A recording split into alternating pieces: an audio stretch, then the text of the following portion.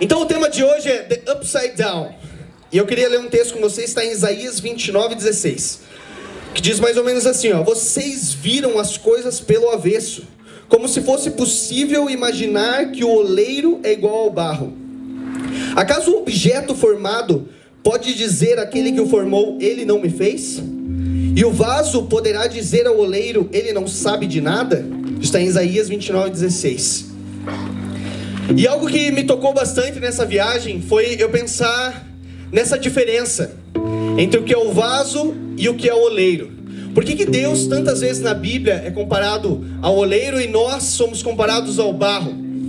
Isso é algo meio óbvio, porque a gente sabe que na criação Deus pegou com as mãos dele, formou o homem do barro, e isso caracterizou ele como oleiro.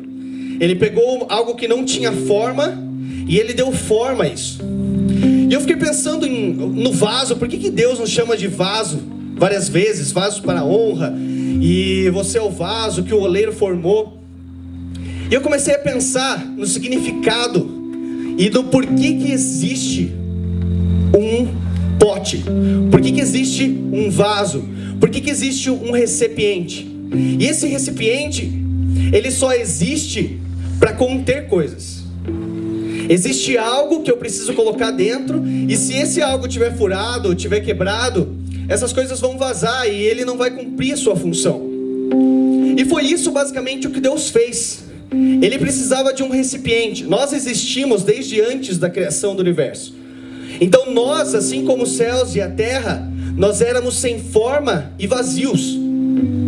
Então Deus pega e ele coloca forma no homem. Ele monta, ele faz a perna, ele faz o pipi, ele faz a barriga, e daí ele faz o meu abdômen super definido. Aí ele faz os braços, ele faz a cabeça, ele coloca um nariz enorme em mim. E assim ele forma o primeiro homem. Só que esse homem, ele ainda é vazio. Tô solteiro. Nariz também. São dois, tem que levar 2 para casa. E assim, ó, ele precisa, naquele determinado momento, encher. E foi aí que eu me liguei de uma coisa. Quando existe um vidro, um pote de ketchup, e você precisa pedir isso, geralmente como você pede? Você fala, me passa o vidro de ketchup, me passa a garrafa de coca, me passa o vidro de maionese. Não, você geralmente fala, me passa a maionese, me passa a coca, me passa o ketchup. Sabe por quê? Porque o que está dentro daquele recipiente é muito mais importante do que o próprio recipiente. As coisas que você precisa naquele momento é o que está dentro. A minha mãe, tudo bem que ela usa os potes de requeijão lá pra gente tomar água em casa, e pra ela às vezes é mais importante o pote do que o que está dentro do pote. Mas eu acredito nisso, e é por isso que a gente resume essas coisas.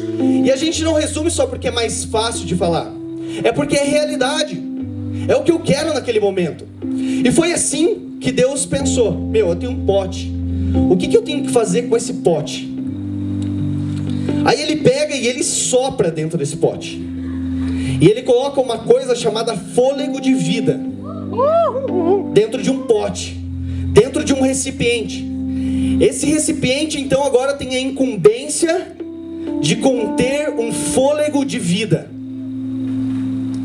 E é por isso que basicamente essa parte externa, tudo que nós fazemos, tudo que nós vestimos, tudo que nós cantamos, tudo que nós comemos, tudo que nós postamos nas redes sociais, são influências sazonais, porque ela muda. Hoje eu me visto assim, de preto, porque é a moda, e eu uso Vans porque é a moda, e daqui a pouco, daqui 40 anos, se a moda for vestido, eu tenho certeza que o Vina vai colocar um vestido lá, porque o Vina tá na moda, entendeu? O Baran, ele vai colocar o vestidinho dele para sair daqui 40 anos, se essa for a moda, porque nós nos adequamos a isso, e essas coisas são sazonais. Mas você já parou para pensar que existem livros que duram desde a criação do mundo, como a Bíblia, por exemplo? Existem livros de filósofos de anos antes de Cristo que ainda duram, porque as coisas que nós falamos geram influências eternas. As coisas que estão dentro, as coisas que Ele colocou aqui, Essas coisas geram influências eternas, muito mais importante do que as influências sazonais. E esse fôlego de vida que Deus sopra naquele recipiente, que Deus coloca naquele recipiente, ele é citado lá na frente. Ele é citado lá no Salmo 150. Alguém sabe o que está escrito no Salmo 150? É bem conhecido, hein? Está escrito assim, ó: tudo o que tem fôlego, louve ao Senhor. Sabe por que ele colocou nesse recipiente um fôlego? Para ele obter louvor. E é isso que eu quero falar com você hoje. Eu quero falar um pouco sobre o poder do louvor, o poder da adoração. Eu estava nos Estados Unidos, eu comprei uma GoPro e eu não sabia mexer na GoPro igual o Carl sabe mexer. Eu não sabia nem tirar selfie, nada. E eu às vezes mandava... Tem um Instagram lá da GoPro que os caras tiram umas fotos incríveis e todas as minhas fotos saíram ruins. Porque às vezes nós temos uma coisa na nossa mão que nós não sabemos usar. E isso daí é como se você não tivesse essa coisa. Porque se você não sabe utilizar, é tipo a sua mãe tentando ligar a televisão e entrar, assistir um vídeo no YouTube pela televisão. Ela não sabe fazer aquilo até que você ensine ela. E é isso que eu sinto às vezes com o nosso poder do louvor e adoração. E eu costumo dizer que a nossa adoração e o nosso louvor, ela é um problema para os nossos problemas. É isso que caracteriza o nosso louvor. Quando nós estamos cheios de problema e nós louvamos, isso dá um problema para os meus problemas. Porque eles não conseguiram vencer, eles não conseguiram ir à frente, eles não conseguiram me deter. Foi aquele louvor que não conseguiu deter Jesus dentro de um túmulo. Foi um louvor que não conseguiu conter uma muralha. Foram louvores de uma mulher que não podia ter filho, que fez ela ter filho. É isso. Esse é um poder que Ele colocou dentro de nós, mas que se nós não soubermos o que fazer com Ele e como fazer com Ele, é como se nós não tivéssemos. É como eu tentando utilizar aquela GoPro. Quando Deus formou o ser humano, Ele fez isso de algo que já estava formado. Então quando Deus criou a terra, Ele diz que Ele criou a terra minúsculo, em letra minúscula. Então não criou o planeta Terra. Ele criou o barro e Ele criou os céus. Ele não sabia o que Ele estava criando, sei lá. Tipo, vou criar aqui, vou fazer isso daí, acho que não vai dar nada. Tipo aqueles quadros assim que a gente vê daqueles pintores que valem $1 milhão e é um monte de rabisco assim, você fala, minha sobrinha podia ter feito isso. E Deus faz isso sem forma e vazio. Assim como o ser humano, ele não tinha forma e era vazio, ele só existia. E Deus coloca uma forma para as coisas. E Deus enche as coisas. E Deus faz isso com todo o universo. E dentro disso, Ele coloca uma respiração. Existe algo na física que é muito legal. Olha eu falando de física de novo, né? Os haters aí. Existe algo na física que são as forças que regem o universo. E ninguém nunca conseguiu unir as forças desse. São 4 forças. É a gravitacional, eletromagnética e força nuclear fraca e força nuclear forte, eu acho. E dessas 4 forças, ninguém consegue unir a luz com o som. Mas sabe quem que conseguiu fazer isso? Deus. Porque Deus pegou e falou, haja luz. E a luz passou a existir. Com o som, Ele criou a luz. E Ele criou a luz para que ela pudesse brilhar. E quando Ele está brigando com Jó lá, Jó fala um monte para Deus, e Deus pega e vai falar, Jó, escuta aqui. E daí Deus começa a falar tudo aquilo que a gente merece ouvir, sabe? Onde você estava quando eu fiz isso? Onde você estava quando eu fiz isso? Onde você estava quando os ossos se formaram, não sei o quê? Onde você estava quando eu segurei a chuva no céu?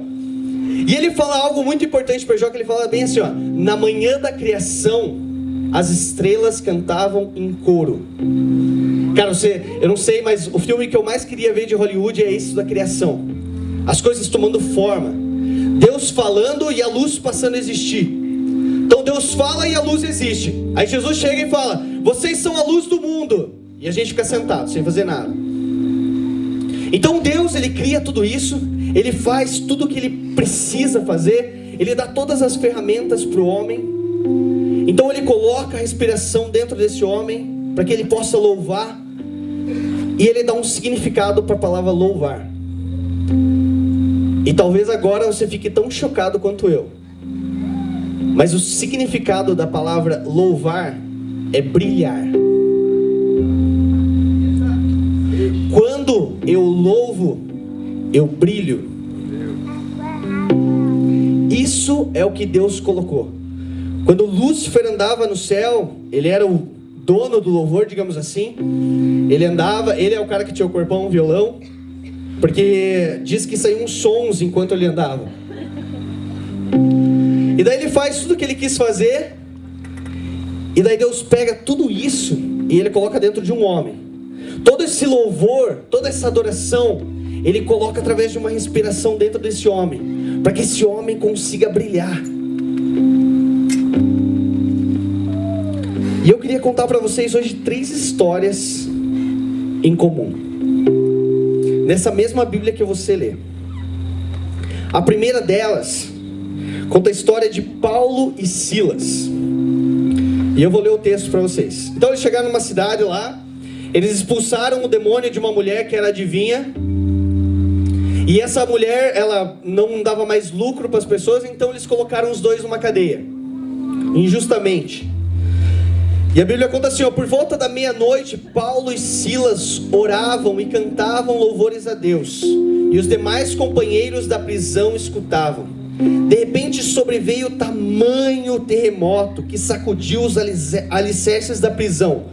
Abriram-se todas as portas e soltaram-se as cadeias de todos. Quando você louva, não são só as suas cadeias que caem por terra, são as cadeias de todos que estão em volta de você. É por isso que o seu louvor, ele faz sentido para uma pessoa que está doente, ele faz sentido para uma pessoa que está morta, ele faz sentido para uma mulher que não pode ter filho, ele faz sentido para alguém que está desempregado, porque o seu louvor, ele abre todas as cadeias, não só as suas. O seu louvor não liberta só você, ele liberta todos, ele liberta uma nação.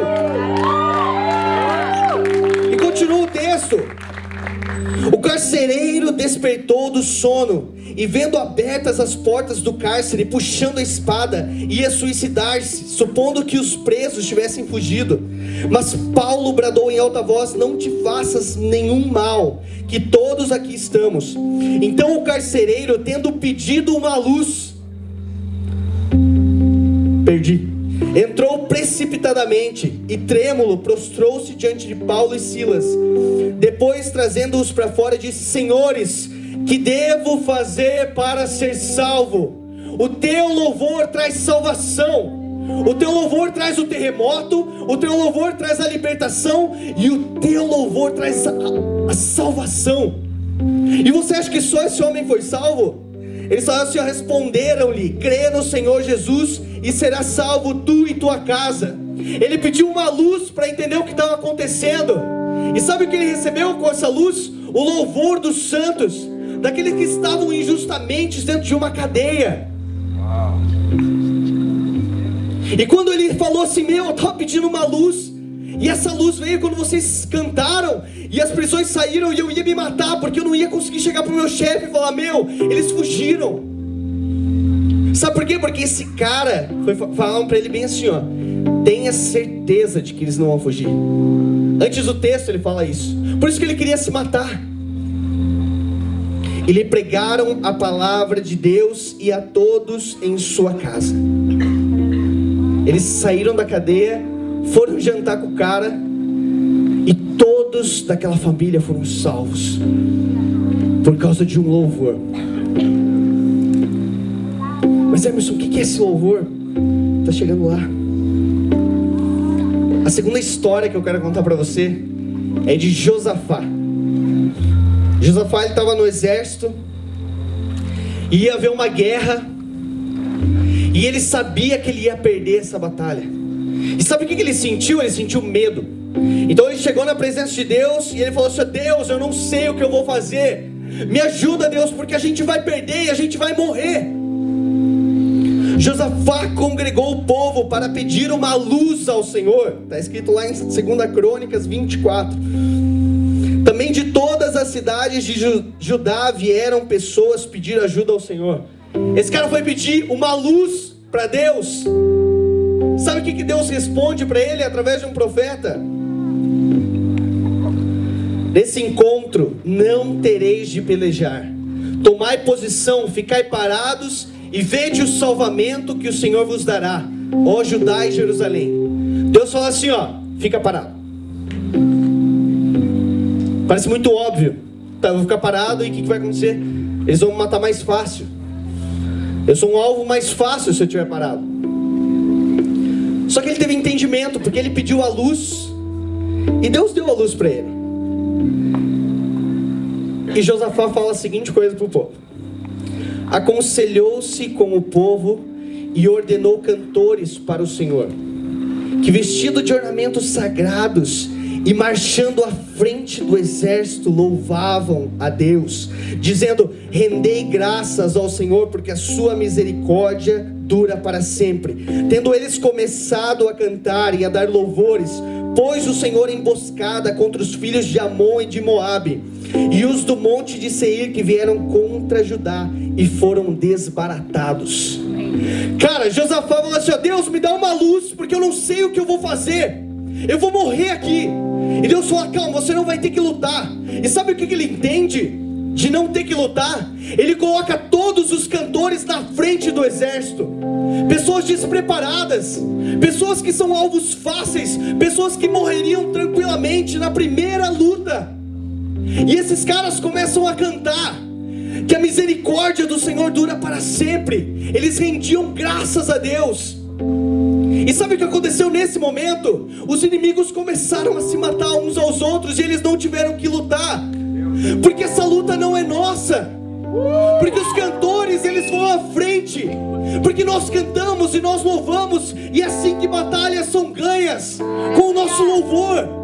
Não é com a nossa mão, não é com a nossa espada, não é com nada que nós temos, mas é com algo que Ele colocou dentro de nós, quando Ele colocou o fôlego de vida, e disse para que todo aquele que tivesse fôlego de vida, louvasse a Ele. Deus, Ele quebrou a lógica. A fé enlouquece o saber. A fé enlouqueceu o saber daquele cara, de colocar pessoas despreparadas na frente. Talvez você se sinta despreparado. Talvez você ache: meu, eu tô na linha de frente aqui, eu vou morrer, porque não faz sentido eu estar aqui, porque eu não fui treinado, porque eu não sou um líder, porque eu não sou isso, porque eu não sou aquilo, porque eu nunca estudei, porque eu nunca trabalhei. Cara, todo o poder dos céus foi nos dado, sabe por quê? Porque esse poder descansa sob a nossa voz. Existe um poder dentro das nossas cordas vocais. E esses caras cantavam, e as coisas aconteciam.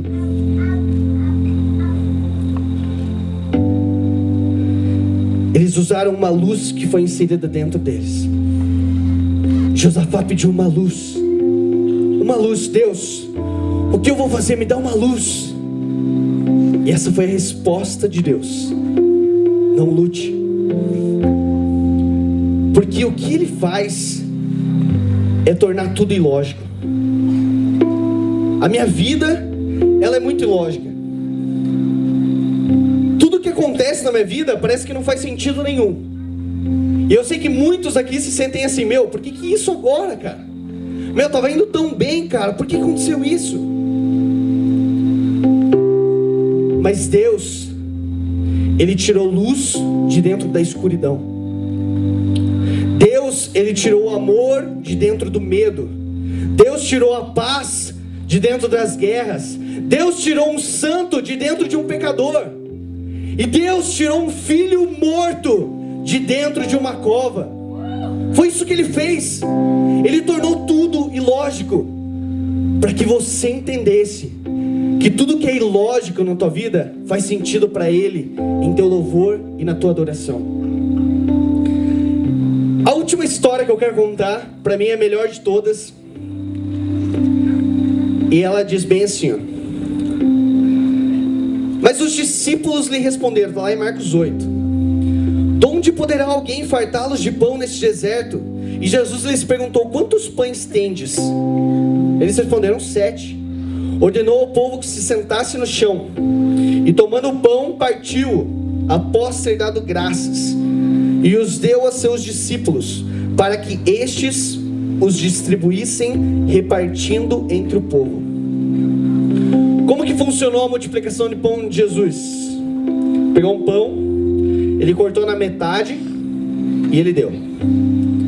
Essa metade que o cara pegou, ele dividiu em 2, porque isso é repartir.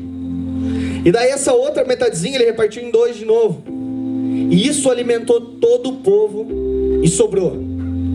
Porque ele multiplicou até que todos estivessem fartos. Na multiplicação, algo incrível é isso. O pão, ele serve para mim e para você, não só para você. Muitas pessoas entregam tudo que ela tem para outra pessoa. Já viu isso? Esses relacionamentos em que a pessoa entrega tudo que ela é e quando acaba o relacionamento ela fica sem nada. O pão multiplicado, ele é importante para você e para outra pessoa. Porque sem pão você não consegue multiplicar. E se você não tiver a sua parte do pão, é em vão a parte do próximo também. Porque o pão ele deu para todos, para que todos tivessem comida, para que todos pudessem se fartar. É por isso que ele comeu e os discípulos comeram. Mas os discípulos eles já falaram assim, quando Jesus falou, vamos alimentar esses caras. Eles falaram, não tem como que você vai achar isso? Na primeira multiplicação de pães, eles falaram bem assim, não, a gente vai lá na cidade, ver se tem alguma coisa para comprar. E saindo dali, depois dessa multiplicação de pães, exatamente depois, eles se encontram com os fariseus pedem um sinal, eles suspiram alto e falam assim, eu não vou dar sinal nenhum para vocês. Então eles entram no barco e vão embora. E eu ia falar assim, ora, aconteceu que eles se esqueceram de levar pães. E no barco não tinham consigo senão um só. Tudo aquilo de pães, e eles pegaram um só. E eles começaram a discutir entre eles. A gente está sem pão. Jesus percebendo, lhes perguntou, por que discorreis sobre o não terdes pão? Ainda não considerastes, nem compreendestes? Tendes o coração endurecido? Gi, tá fácil aquilo lá que eu pedi para você escrever? O slide 1. Agora matemática, pessoal.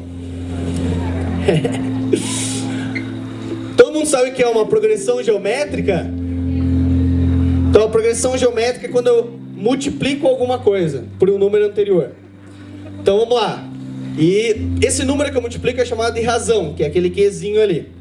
Então vamos lá, vamos ver uma razão de PG, uma PG de razão 2.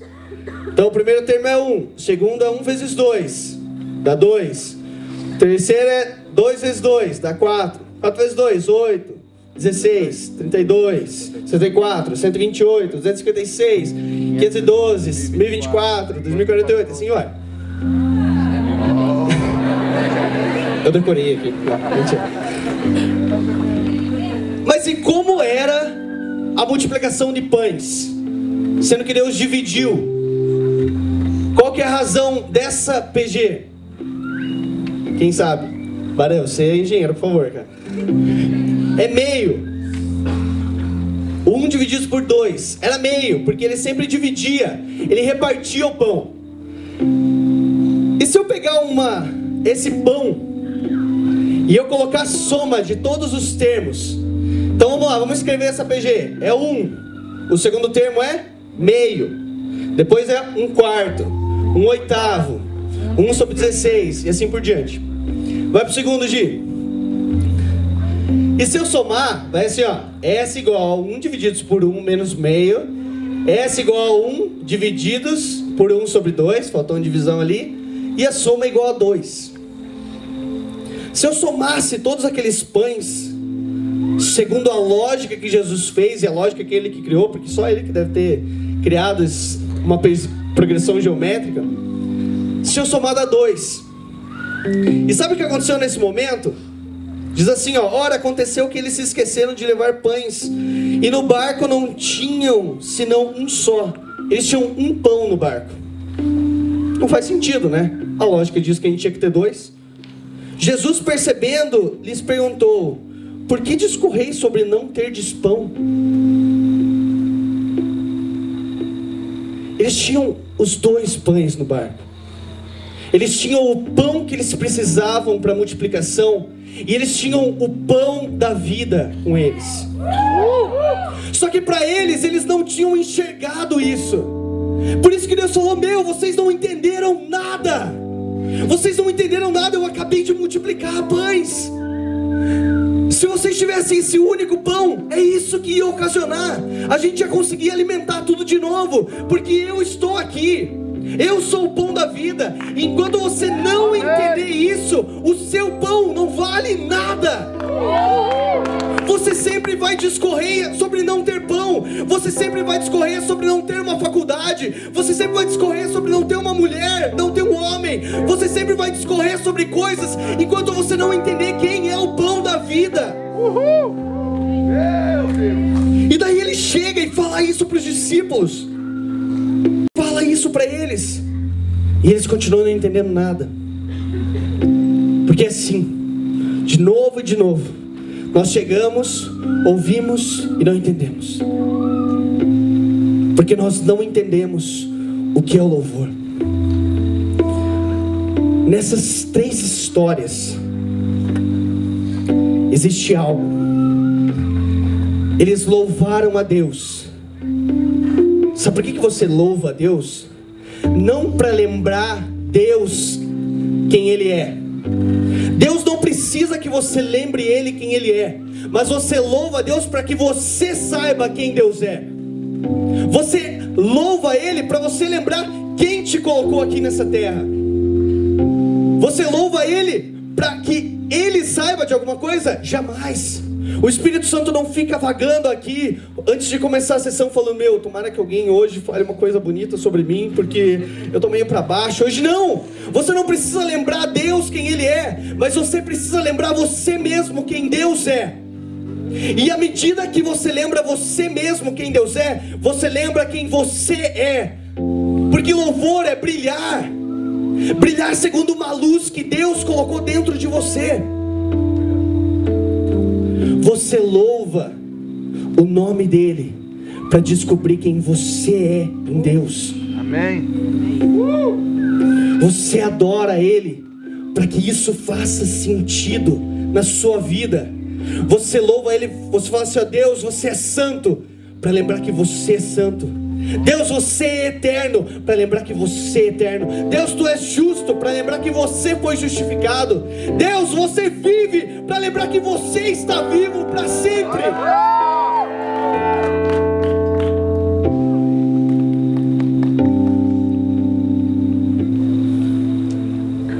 Hoje não somos uma criação que olha o Criador e se pergunta quem Ele é.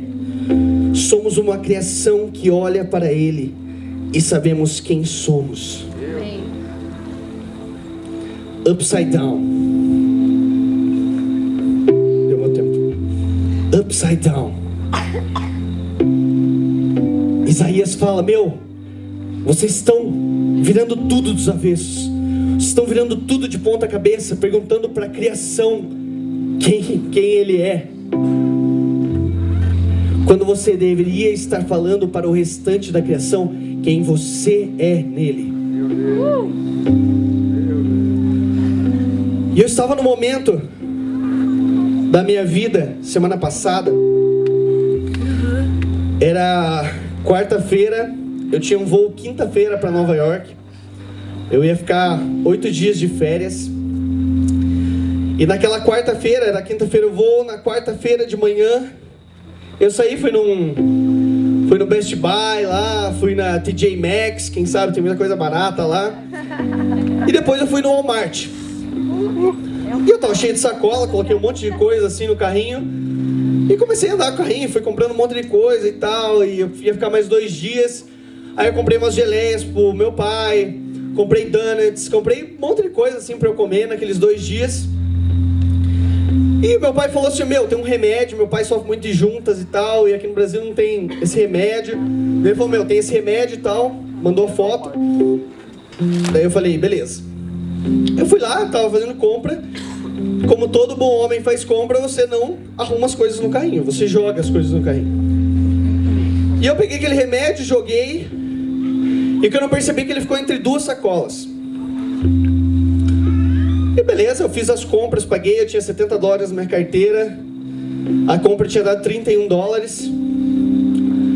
E daí eu peguei, fui saindo. E daí a segurança me parou. Moço, o senhor sabe por que eu tô te parando? Eu falei, não. Não, o senhor pegou um produto da nossa loja. Eu falei, não, jamais.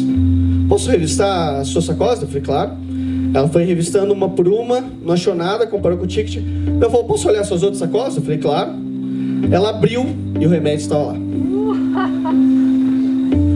Vocês imaginam a dor de cabeça que isso deu pra mim?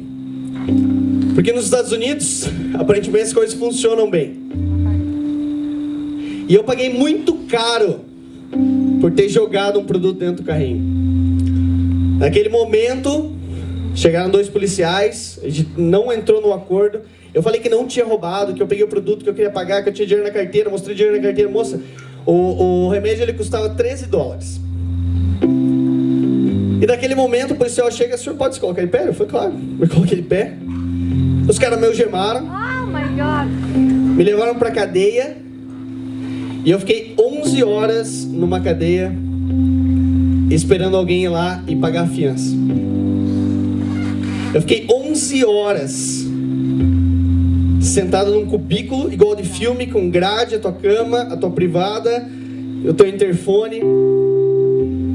E aquele foi o dia mais desesperador da minha vida. Foi o pior dia da minha vida. Eu não sabia o que fazer, eu não sabia como agir, porque eu não conhecia ninguém nos Estados Unidos. Eu estava lá pela empresa e eu não tinha telefone de ninguém, não sabia nada, não sabia o que fazer. Um policial do segundo turno deixou eu mandar uma mensagem de WhatsApp para um único cara que eu conhecia lá, da empresa. Para minha sorte, a esposa daquele cara estava em trabalho de parto no mesmo dia. O cara não ia conseguir ir. Era por ter ficado aquelas 11 horas lá dentro. E daí tudo se resolveu. Depois, quem quiser saber o resto da história, tava certo. Eu voltei sexta-feira, peguei meu voo, cheguei aqui ontem. Deu tudo certo, eu posso entrar, sair dos Estados Unidos quantas vezes eu quiser. Tudo foi resolvido. Eu fui na corte, igual aquele que você vê em filme e tudo mais. Falei com o juiz, falei com a mulher que digitava. Daí eu fico pensando, a mulher ainda digita, né? É só gravar a voz do cara. E cara, enquanto eu tava naquele momento, naquela prisão, durante 11 horas, e hoje eu sei o que Paulo e Silas passaram, eu conseguia pensar numa música só. E eu vou pedir pro Léo e pra Rebeca, eles vão cantar essa música, porque é a única música que me fez ter forças. Eu louvava a Deus porque eu lembrava dessa história. Sabe por quê? Na quarta-feira aconteceu tudo isso. Na terça-feira eu tava fazendo FaceTime com a Bia e falei bem assim, a Bia falou, você vai pregar no sábado que no domingo que você voltar. Deu, putz, tem uma palavra, cara, eu quero falar sobre Paulo e Silas na prisão. Aí primeiro foi da colisão, eu bato o carro. Daí agora da prisão eu vou preso. Vou pregar sobre relacionamento, como obter uma mulher e ficar rico. A minha próxima pregação já tem tema certo. Mas a única música que eu conseguia pensar é essa. E eu queria que vocês ficassem de pé agora. Even when it's hard to find the words louder than I sing your praise, I will only sing your praise. Glória a Deus.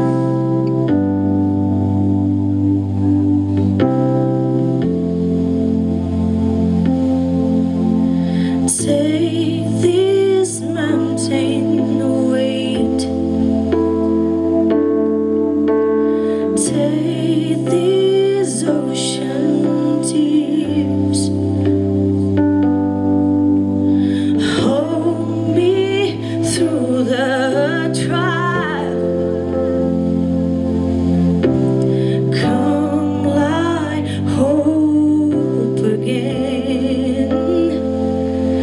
Even when my fight seems lost, I'll praise you. Even when it hurts like hell, I'll praise you. Even when say you praise, I will only sing your praise. I will only sing your praise. I will only sing your praise. Oh God, I will only sing your praise. I will only sing your praise.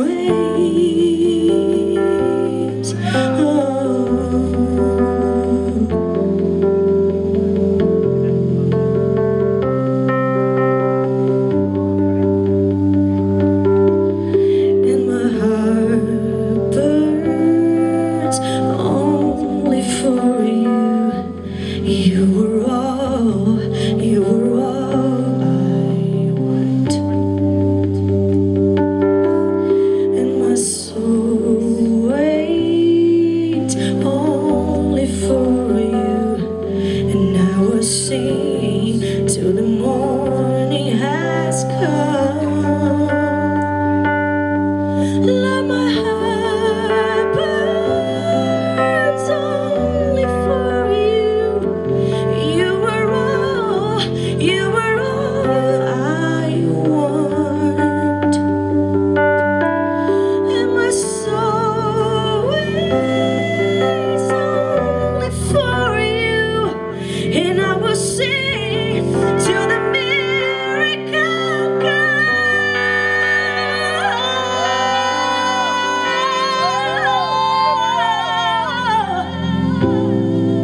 I will only sing your praise. I will only sing your praise. Oh God, I will only sing your praise.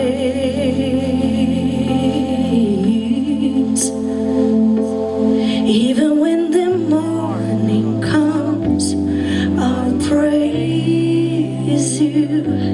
Even when the fight is won, I'll praise you. Even when my time on earth is done, loud and then I sing your praise. I will only sing your praise.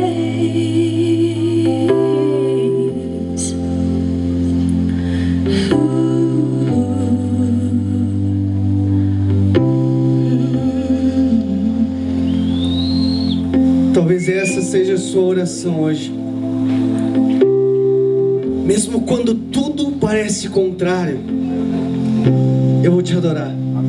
Eu vou te louvar. E mesmo quando tudo estiver bom, eu vou te adorar também. Quando a batalha parece perdida, eu vou te adorar. Quando a batalha estiver ganha, eu também vou te adorar. Eu vou te adorar até o milagre chegar. E depois que ele chegar, eu vou adorar enquanto a noite não chega. Eu vou te adorar enquanto amanhã não chega. Eu vou te adorar quando a noite chegar e quando amanhã chegar. Eu vou te adorar até eu acordar e a alegria tomar conta do meu ser. Porque o choro dura uma noite inteira, mas a alegria vem pela manhã. Assim como as suas misericórdias se renovam a cada manhã, existe um segredo na chegada da manhã. E esse segredo é louvar.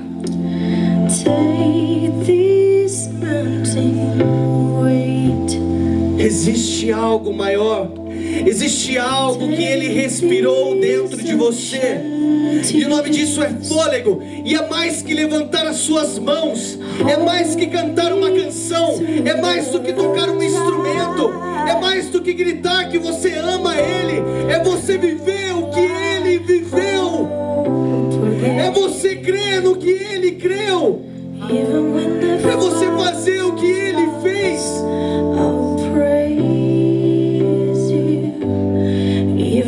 É ser quem Ele é.